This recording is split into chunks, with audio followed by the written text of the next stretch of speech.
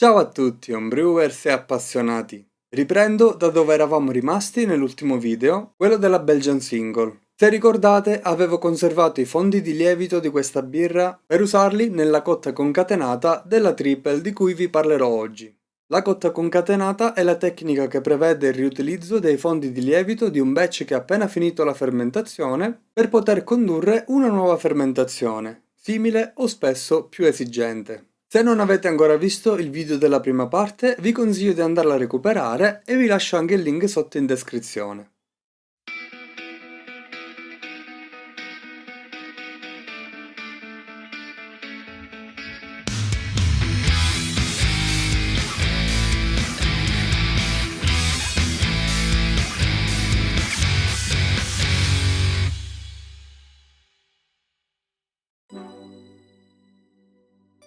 Completata la fermentazione della Belgian Single, avevo trasferito la birra nei fusti per una lagerizzazione e un successivo imbottigliamento. Ho lasciato i fondi di lievito e pochi millilitri di birra nel fermentatore che ho poi chiuso, saturato di CO2 con la bombola dal rubinetto facendola spurgare da sopra e l'ho spostato in frigo dove è rimasto 7 giorni prima del giorno della cotta della triple. Per la ricetta di questa triple parto dalla mia precedente versione mantenendo gli stessi malti in peso e proporzione, cambiando solo il tasso di macinatura con il quale devo ridurre l'OG di partenza per abbassare un po' il grado alcolico, perché a stare alti ho capito che si rischiano solo più off flavors e si mette il lievito sotto stress. Incremento leggermente gli IBU mantenendo la tecnica di luppolatura della Belgian Single. Parto con 28,4 litri d'acqua corretta con sale di calcio e acido lattico. Come grist, come per la Belgian Single, malti Pilsner e Aromatic della Dingemans. In aggiunta ci sarà però 13% di destrosio in polvere che aggiungerò in fermentazione. Faccio il mash-in e avvio il primo step di ammostamento. Anche qui seguo lo stesso schema della Belgian Single, quindi saccarificazione di 40 minuti a 64 gradi per le beta-amilasi, 20 minuti a 70 gradi per le alfa-amilasi e concludo con 10 minuti di mash out e filtrazione. Densità iniziale di 1.066, non altissima, limpidezza però veramente ottima. Alzo il cestello e faccio un risciacquo per caduta con 10,9 litri d'acqua. In pre-boil ho misurato una densità un po' più bassa di quella prevista di 1,044. Non ho voluto prolungare la bollitura programmata di 60 minuti, ho corretto il pH del mosto e ho subito fatto la prima luppolatura a inizio bollitura con 50 g di Northern Brewer in coni che cederà 33 IBU. A meno 10 minuti aggiungo una buona dose di nutrimento a base di azoto libero e il chiarificante. Nell'ultimo minuto di bollitura gettato ad aroma con 80 g di Styrian Goldings che lascerò per tutto il raffreddamento.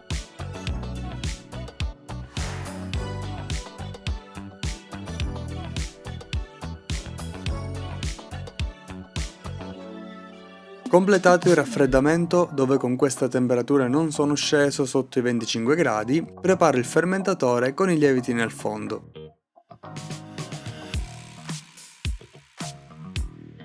Prelevo prima il campione per misurare la densità, che mi dà soltanto 1,050 di densità iniziale. Con lo zucchero che aggiungerò diventerà poi un'OG massima teorica di 1,064. Avevo pianificato di raggiungere almeno 1,059 in questa fase, che con lo zucchero poi diventava 1,073. Da rivedere il tasso di macinatura o le tempistiche di ammostamento, forse da prolungare un po' di più. Riempio il fermentatore con il mosto e aggiungo i nutrimenti della Fermentis a base di lieviti lisati e zinco, che a differenza del DAP vanno aggiunti su un mosto freddo. Adesso ultimo passaggio ma fondamentale per un lievito che arriva da una fermentazione precedente, dove sono passati anche dei giorni tra i passaggi al freddo e la sua conservazione, è l'ossigenazione. Questa volta non mi sono trovato impreparato, ho usato una bella novità della quale vi parlerò meglio in un video apposito. È l'ossigenatore Turbo Venturi di Buck Brewing, l'ho attivato con un trapano a massimo regime per 1 minuto. Anche se non vedete vortici dall'esterno, non lasciatevi ingannare, il meccanismo di questo ossigenatore prevede infatti il risucchio di aria da sopra, non un vortice tipo Whirlpool che di per sé è limitato per l'ossigenazione vera e propria. Completata l'ossigenazione, vedete la schiuma arrivare fino in cima, chiudo il fermentatore e lo passo subito in frigo per ridurre la temperatura almeno fino a 21 gradi e mezzo. Ero molto preoccupato che, avendo una gran quantità di lievito fresco, questo partisse subito con il mosto ancora troppo caldo. In realtà ho constatato un lag time molto lungo. Pensavo che non ripartisse affatto.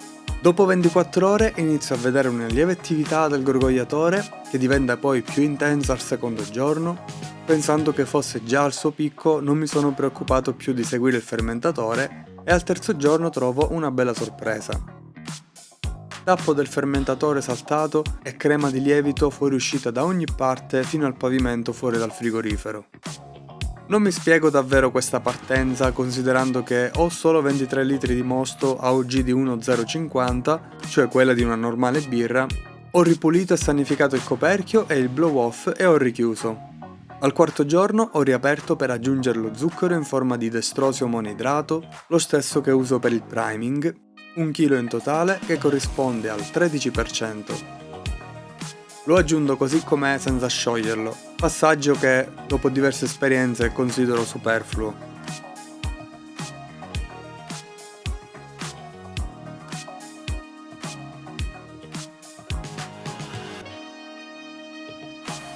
Proseguo salendo fino a 24 gradi. All'11° giorno ho rilevato con il rifrattometro un FG presunta di 1.006, molto buona, come previsto il lievito sta attenuando un po' di più che sulla prima, ma qui c'è anche una buona percentuale di zucchero che favorisce pure un FG più bassa. Lascio a 24 gradi fino al 17° giorno, dove confermo la stessa densità finale, inizio a scendere per favorire la flocculazione del lievito e mi preparo per imbottigliare al 23° giorno.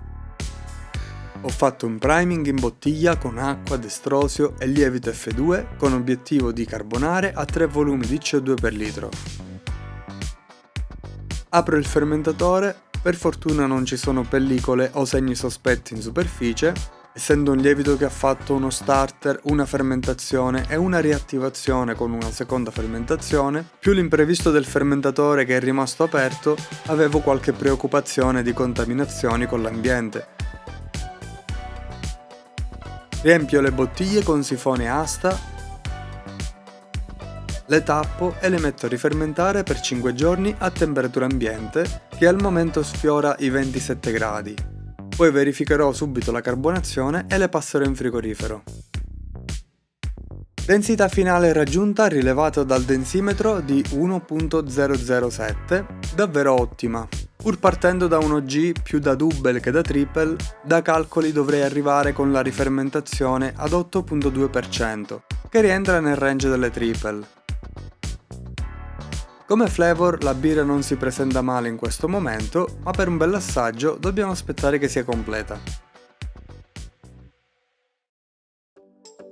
Cotta concatenata conclusa. Nonostante qualche problema organizzativo, dove non ho potuto fare la cotta della triple subito dopo che ho liberato il fermentatore della Belgian Single, ho dovuto conservare i fondi di lievito nel fermentatore chiuso per qualche giorno di più. Per precauzione ho saturato il fermentatore di CO2 e l'ho portato a 6 gradi. L'ho fatto senza saperlo effettivamente, ma ho scoperto poco dopo che è un passaggio essenziale perché l'ossigeno tende a far consumare le riserve di glicogeno del lievito. Nel mio caso sono trascorsi 7 giorni, si consiglia di riutilizzarlo entro massimo 2-3 settimane. La fermentazione comunque è andata molto bene. Non mi sarei aspettato un lag time così lungo, segno che comunque il lievito ci ha messo un po' per risvegliarsi. L'ideale sarebbe infatti prelevare il lievito appena dopo la tumultuosa dalla superficie stessa del Krausen o subito dopo che questo ha flocculato nel fondo tramite per esempio fermentatori conici che consentono lo spurgo del lievito. Con la flocculazione e dei passaggi lunghi al freddo il lievito infatti tende ad andare in quiescenza e ci può volere un po' di più per farlo risvegliare. Una volta svegliato, il lievito è cresciuto tanto fino ad andare a otturare il blow off e a fuoriuscire dal fermentatore, facendone saltare il coperchio. Non mi era mai successo con birre che partissero da una densità iniziale così bassa.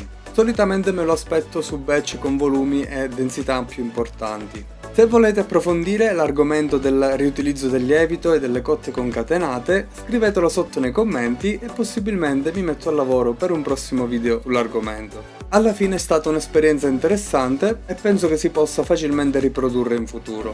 Magari valuterei il recupero del lievito con i passaggi di lavaggio che permettono di selezionare la parte migliore che serve per fermentare il batch.